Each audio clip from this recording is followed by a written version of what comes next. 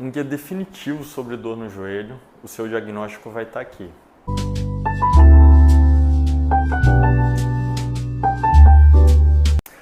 O exame físico é tão importante que na mesa do médico, dependendo de onde for sua dor e a característica dela, já dá para ter uma excelente ideia do motivo e da causa. O intuito desse vídeo é basicamente te informar o que pode ser o seu diagnóstico dependendo de cada local específico da dor no seu joelho. Acompanhe a gente até o final, provavelmente você vai descobrir o seu caso. Então vamos começar falando da dor em cima do joelho. A dor nessa região que está aparecendo aqui no vídeo.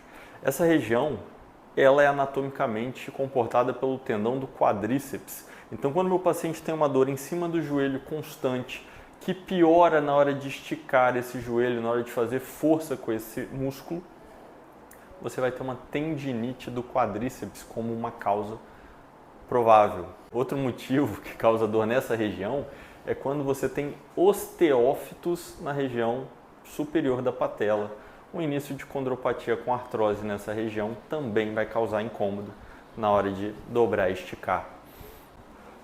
E se a dor for em volta do joelho ou por trás dele? Isso já é muito mais comum na síndrome femoropatelar, que é uma síndrome em que a patela vai ficar arranhando a tróclea do fêmur, igual está acontecendo nessa imagem.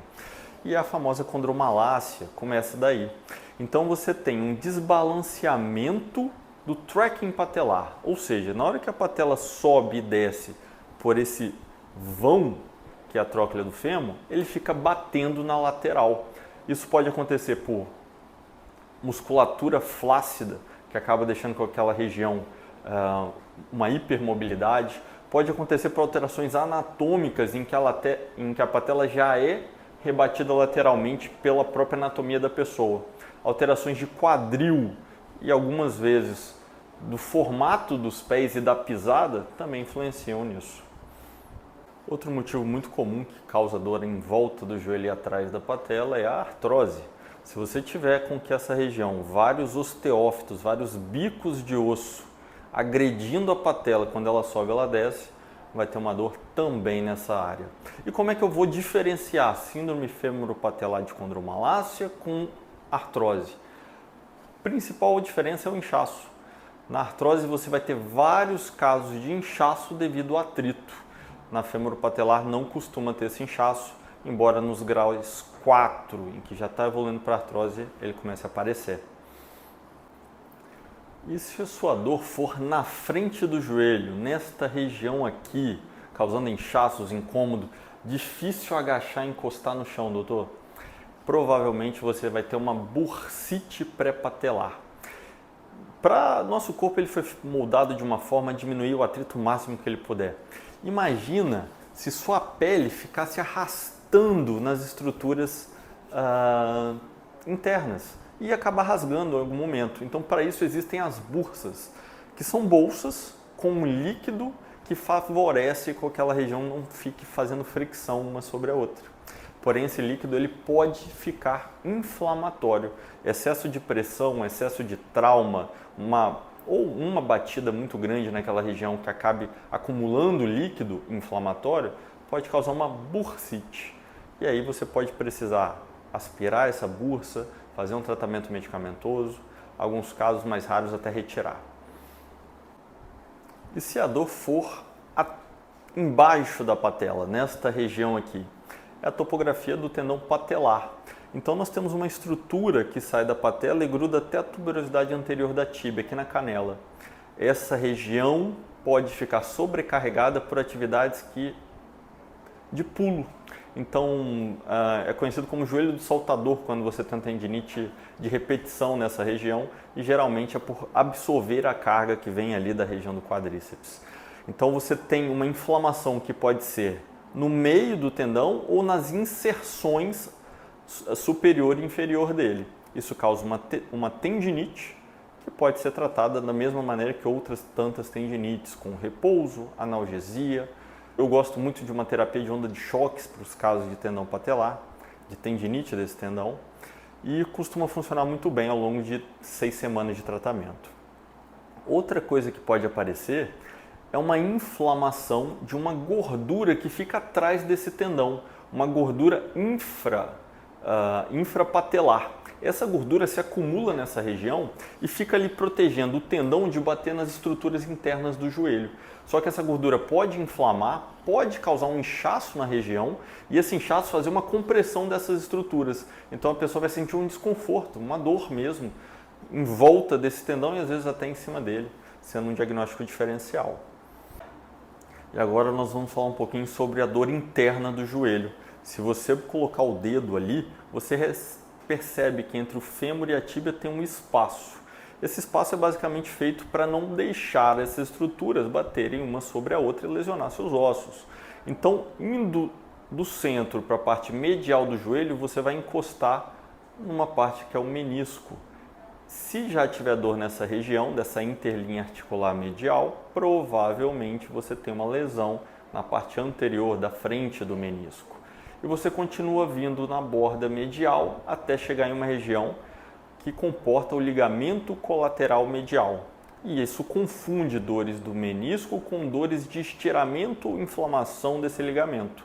Esse ligamento ele é responsável por não deixar seu joelho se deslocar desta forma. Então, se você tiver uma força que faça seu joelho entortar para esse lado, quem segura o seu joelho de não ter uma lesão é esse ligamento. E aí sim, este ligamento pode se lesionar como uma tentativa de defesa do seu corpo. Indo um pouquinho mais para trás, contornando o restante do joelho, voltamos a ter o menisco com a região posterior desse menisco. Então, dores nessa região, lesão do corno posterior do menisco pode ser a causa.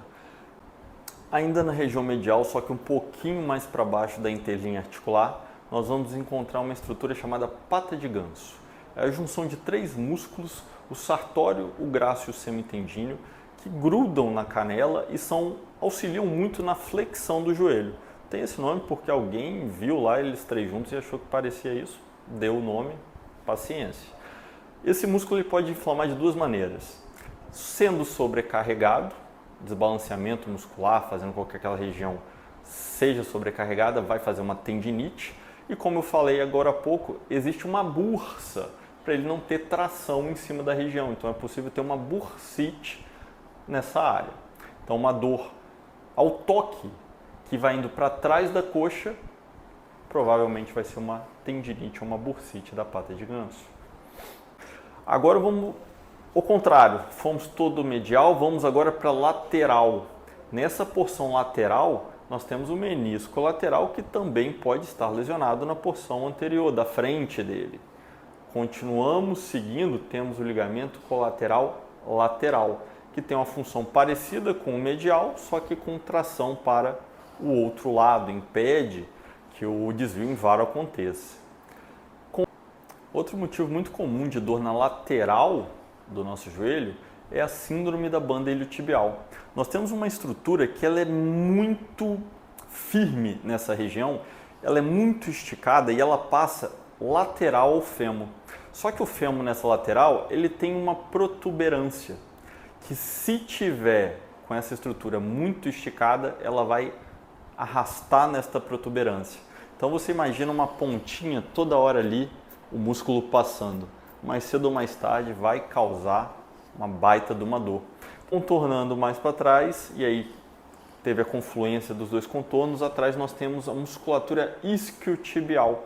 Então dores atrás, não só do joelho, atrás da coxa, da perna, pode ser a inserção desses tendões, causando uma inflamação com uma tendinite nesse local.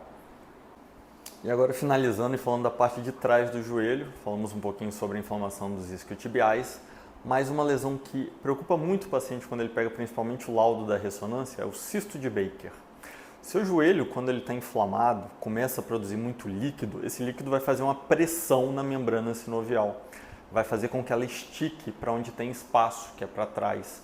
Então essa bolsa vai encher com líquido e vai comprimir as estruturas ali ao redor. Essas estruturas comprimidas pode causar dor, pode dificultar você a dobrar o joelho, pode dificultar você até andar, dependendo do volume desse cisto. Outros casos não chega a ser um grande problema.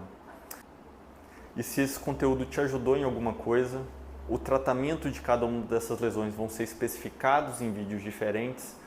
Se inscreva no canal, nossos conteúdos serão produzidos semanalmente. Deixa o like e até a próxima.